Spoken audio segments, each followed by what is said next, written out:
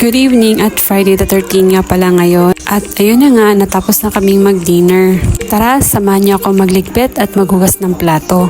While nagliligpit ako dito, pag-uusapan natin kung ano nga ba ang Friday the 13th. Meron kasing nagsasabi ito ay hindi maganda.